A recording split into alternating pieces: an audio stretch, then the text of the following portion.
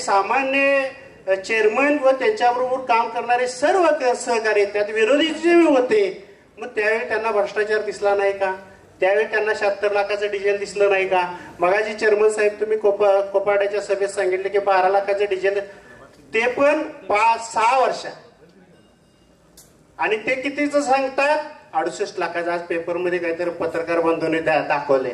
मला पत्रकार बंधूने सांगायचे, जो स्वतःला पॅनेल प्रमुख समजतो, ज्याने जिल्हा परिषद भोगवली, त्या जिल्हा परिषद मध्ये एक काम 5 वर्ष टिकला असेल, जो रस्ता असेल, पत्रे असतील, तर माझ्याकडे 1 लाख रुपयाचं बक्षीस घेऊन जा.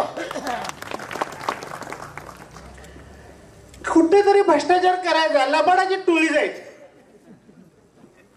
त्यांना काय समाजाचं लेणं देणं नाही.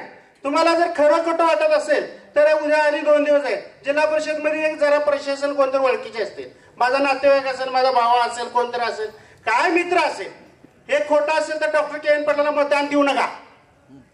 जाहीर सभेत सांगतो, जबाबदारीने सांगतो.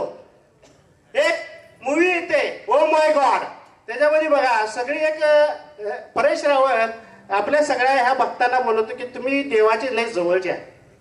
ते म्हणते होय आम्ही देवाच्या जवळ आहे. मग त्यांना एक प्रश्न विचारतो, देव तुमच्याशी बोलते का? ते म्हणतात बोलते.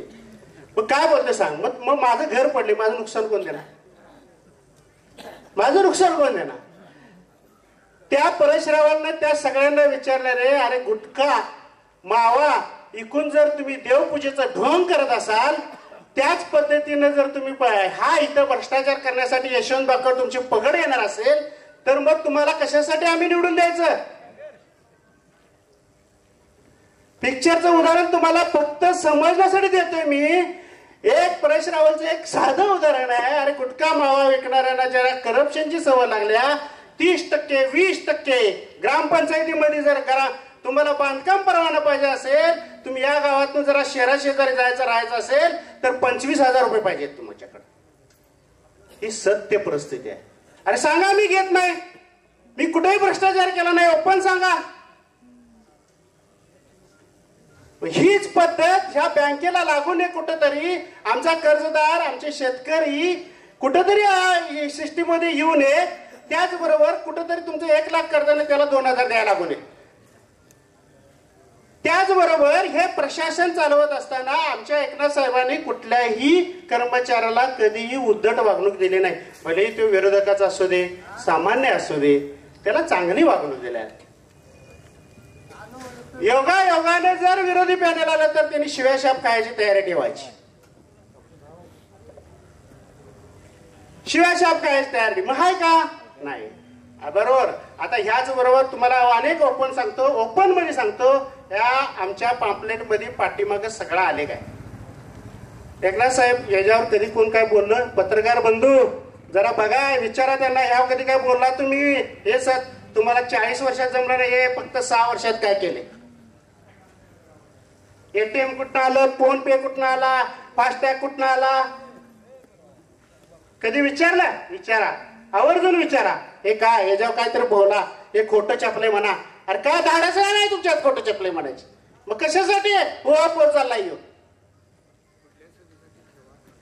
त्याचबरोबर अनेक वेळ सांगतो की मला पाठीमागून खूप टोचणे आहेत. बरं, त्याचबरोबर सांगतो की जसं वाघ एखादा शिकार करतो आणि त्या वाघ शिकार केल्यानंतर तरस नावाचा प्राणी, आणि कुत्री म्हणतो आपण त्याला मराठीमध्ये, तुम्ही नॅशनल जॉग्राफी बघत असाल, बघत नसाल तर आज गेल्यानंतर घरात एक 5 मिनिटं बघा, 2 मिनिटात लागते बघा. ते वाघ काय करते, शिकार पकडे, त्याचं ते भक्ष्य आहे, म्हणजे काय असेल ते हरण असेल अन्य काय असेल, त्या भक्ष्याबरोबर तो काय करतो, या भक्ष्याबरोबर तो वाघ त्या हरणाचा असेल किंवा अन्य काय असेल त्या पक्ष्याचा शिकार करून तो स्वतः खायचा प्रयत्न करतो.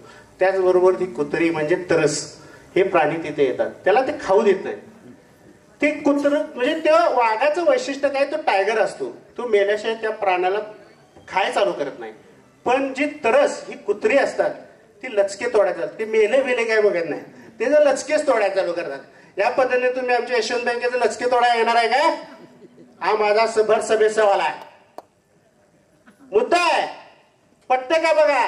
तुम्हाला आज आवर्जून सांगतो, शेतकरी कुटुंबातला मी एक सामान्य नागरिकाला, तुमच्याच घरा शेजारचा, गावा शेजारचा, पाडळी गावातला आहे. ह्याच गावातील एक तुमचे सर्जेराव पाटील एसके यांनी माझ्या कर्जाची शिफारस केली. चेअरमन साहेब मला मगापासून एसके साहेब म्हणतात की माझं नाव तुम्ही का घेतलं नाही माझ्या भाषणात. तुम्हाला आज गावातच घेतो म्हटलं तुमच्या गावात.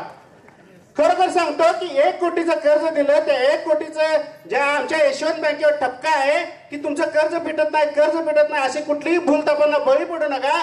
तुमच्या 1 कोटीच्या मी फक्त 1 कोटीचा नुसतं पायरीवर घेतलं. त्या तुमच्या सामान्य दिसणारा नागरिक आज 100 कोटीचा मालक तुमच्या समोर आहे. हे उदाहरण आवर्जून सांगायचं आहे. बरंच काही बोलायचं आहे पण वक्त्यांना पण वेळ पाहिजे. फक्त माझ्या यशवंत बँकेची कीर्ती वाढावी. मलाच काय सगळं मतदान द्यावं असं म्हणत नाही मी, पण खरं खोटं बघून मतदान करा.